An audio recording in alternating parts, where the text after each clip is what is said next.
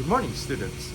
Welcome to my class of confidence building, or you know it as CB201. I'm your professor for this course, not Consitan Red, but please call me Professor Moshi.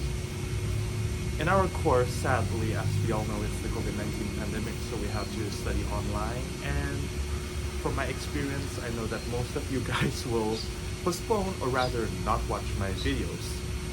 Therefore, I've decided that throughout the lessons, these 8 ways of building self-confidence, I will be filming throughout the campus.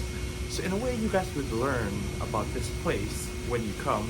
And also, I hope that the change in scenery would help enlighten you and make you more enthusiastic to participate in my lessons. And therefore, let this course begin, and I wish you good luck. To voice an opinion, or you think that your group project, you should pursue other topics, and yet sometimes in those group settings you don't feel brave enough, or you think that your opinion is not worth it, and in the end you end up just staying still. This is what we call lack of self-assertiveness, or not pushing enough despite your values and opinions actually may hold value. Confident people aren't like this. Confident people believe in themselves. They think that if they have the opportunity or choice to do something and it's not wrong, they do pursue it. And that is why step 1 to building confidence is having self-assertiveness. By believing in yourselves and actually voicing what you think, if you truly believe it's right, then what's to say you shouldn't go for it? For this chapter, I am going to give you a challenge to improve your assertiveness. It doesn't have to be submitted immediately, but if you do find an opportunity in group projects or maybe work, in discussions, try voicing your opinion after your group has settled on something. Maybe you want to change the topic, or maybe you want to tell them something. It doesn't really matter. What matters is that you try to express yourself, be assertive. That's it for our first chapter, and I'll see you on the next chapter, which would still be here. Actually, I'll be using 2 locations per, I'll be using 2 chapters per location.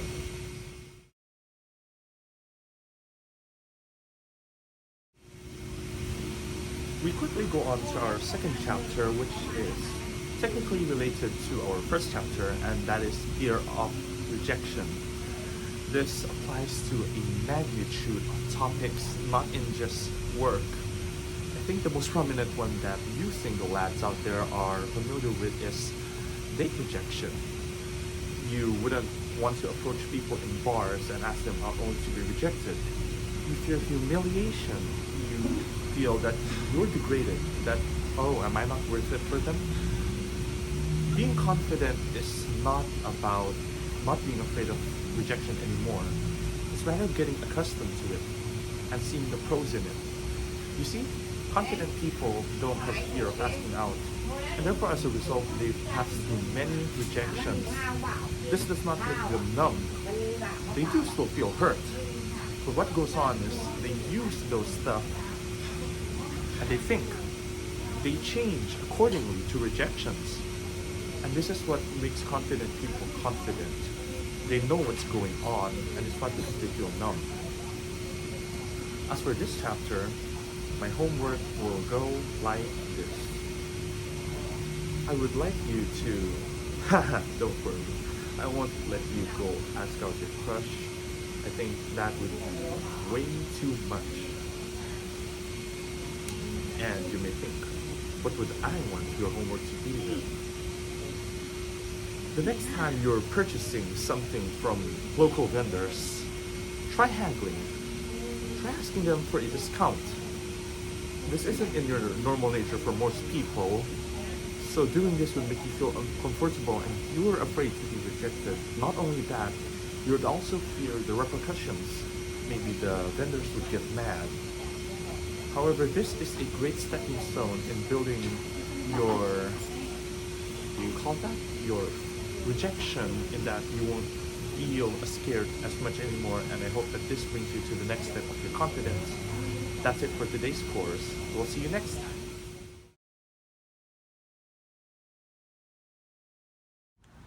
Welcome back again, students, to our second set of locations and also lessons. I apologize for the first video. After editing, did I just realize that the noise was obstructing, and I sincerely hope that the other sets of videos will be better and at most have vehicle noises only.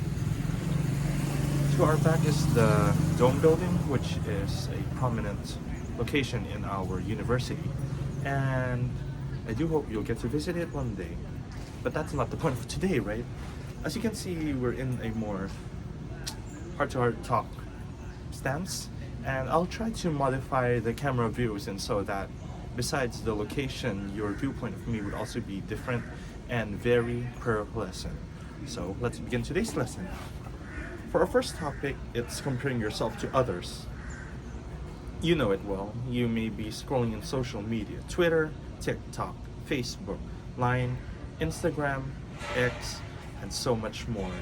You see these glorious models with their pumped up lips, blonde, perfect curled hair, glittery dress, or maybe you see that muscle man, macho, with tons of abs, multiple girls, people hanging out in bar, people with friends.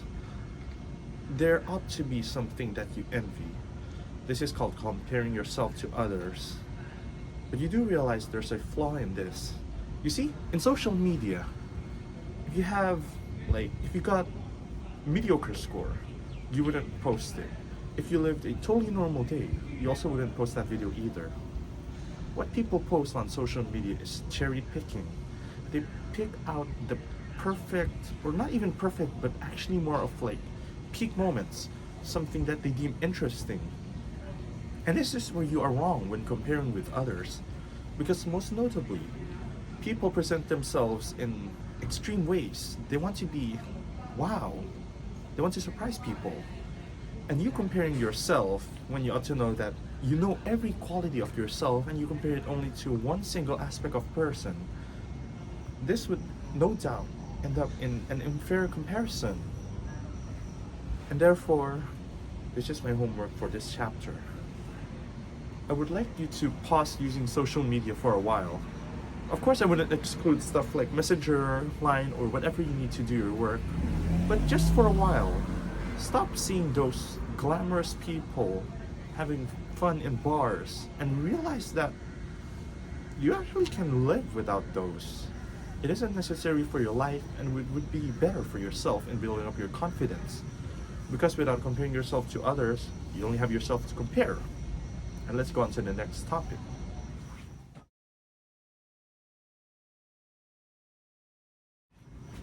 In tandem with the last topic of comparing yourself to others, this next topic is about negative self-talk. I'm pretty sure we all have it.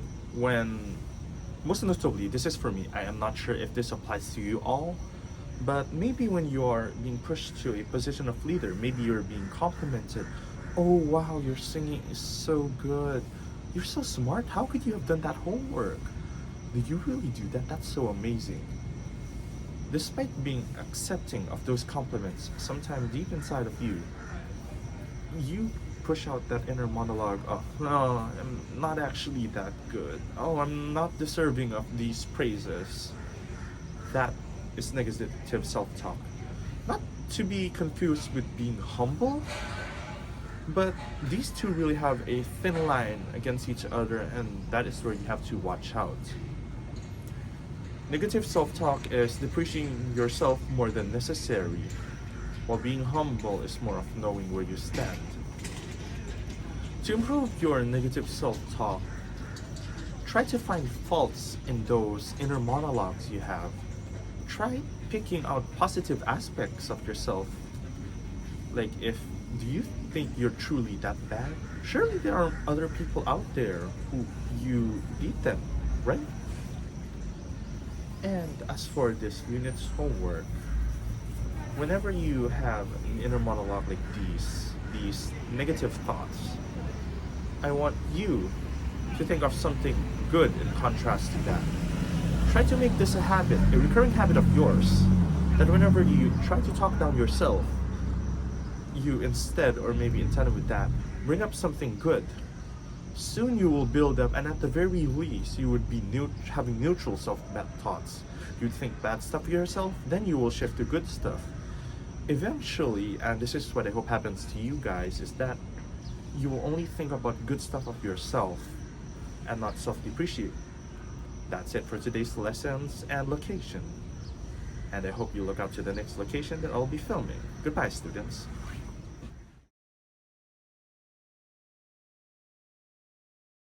Welcome back again, students. Today we're in a, yet again, close position. We're on a bench currently and next to the grassy fields where real men can play football and women can sit around. I apologize. That is a very gender-oriented view, and let's ignore that. For today's lesson, yet again, we have two topics. What will it be? Let's see. Let me check on my iPad for a moment, students. These are very real, shotted, and so I do prepare my bullet points before I present to you guys. There we have it. For our first lesson of today, it's vulnerability. Have you ever seen confident people? Most of the time they present themselves as, confident, reliable. But at moments they can also be open to you, vulnerable. And that is what real confident people are. They aren't just an outer shell of themselves, impervious to everything. Because confident people are people who actually believe in themselves and not just outwardly stupidly brave valor. They do have themselves sorted out, and being vulnerable despite being the farthest thing from being confident is actually a core component of it. When you be vulnerable with people, when you open up to people, they trust you. They look at you and relate to you and see, oh, this person is actually a human just like me. And another certain thing is that you dare present your vulnerable side to people.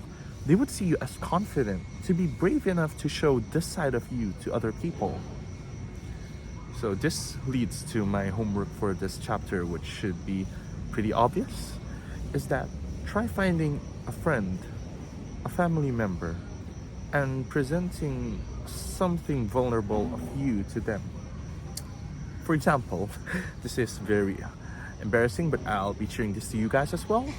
Back when I was in university, just like you guys, I wasn't old like this for long.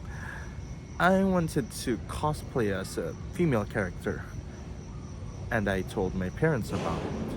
I could have hid it. I could have just went there and then not send photos. But I wanted to tell them. I didn't want to just make that hide. And I consulted my parents. I told my mother, I told my father.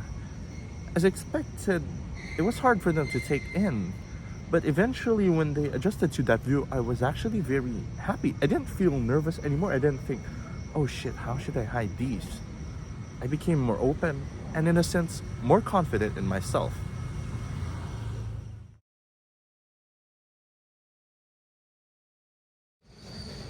The next lesson is resolving conflict. Unless you're a saint or total pushover, actually that's wrong. Pushovers also get into this. Conflict, fights. You may have certainly gotten into arguments sometimes, and usually people don't actually know how to resolve, or rather know but are unable to comply with those. For example, me, I am a total pushover in a sense that I just let everything go. But that doesn't usually work out because eventually I also erupt. That is bad, and don't take that. Another way people do in response to conflicts is they lash out. They shout, they make arguments, they be loud. And obviously that is also not a good way either. And what to do? Put yourself in the other person's shoe. This seems cliche, but I'd like to expand more on this. You put your mind into them, take in their exact viewpoint, personality, thoughts, and values. You think what they think. Not in response to yours, but rather their response to yours. In hopes that you could see why they're being like this. Why are they angry? Why is there conflict? And in a sense, by doing this, this also makes you calm and more logical, which builds confidence whenever there is conflict. My homework for this chapter, whenever there is conflict, which I sincerely hope there isn't, actually no, drop that. Just make it simple. Try, whenever there is a situation, good or bad, try putting yourself in other people's shoes. Think how they think. This is a step towards resolving conflict naturally and being a logical and confident person. The next location will be the last location and the last 2 lessons, and I hope to see you again next time. Goodbye.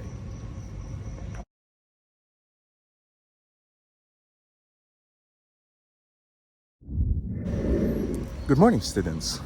Welcome to our last and final set of lessons on confidence building. In this last adventure of ours, our setting would simply be a walk, a friendly walk, relating to each other and exposing my very greasy face to you guys. I've saved these last specific 2 topics since I believe most people would relate to these. What are they? Let's go. Topic number 1, being likable. I know a lot of people want to please. You want to be loved by everyone. And in a sense, that may also be why you joined this course, to become confident and be likable. But most, if not some people, interpret this wrong. Being likable is not about pleasing everyone, because in that way, you're pleasing nobody. Everyone hates someone. Not every person is a saint. And therefore, if you please person A who hates person B, but you want to please both of them, you can't do that. That's a paradox. And that's why you should learn and try to please only a set amount of people who you actually want to please and be loved by being yourself. I know this sounds cliche and a bit sentimental, but it is what it is. You can't be loved by everyone, but you can be loved by most. And the most would be the people who you'd like to be loved by. My homework for this chapter, it would be a little bit difficult to most, if not all of you, but I'd love you to, let me think for a second. For now, I admire this grassy green football field where I hope you guys would come exercise when you get into this campus. For this becoming likable chapter, I would like you guys to simply approach people. Try initiating conversations.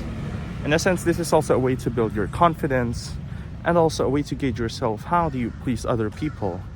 Do you feel yourself when doing those? This will lead to our final chapter, which is one I deem most relatable to a lot of people. The imposter syndrome. This is when you feel you don't fit in or undeserving.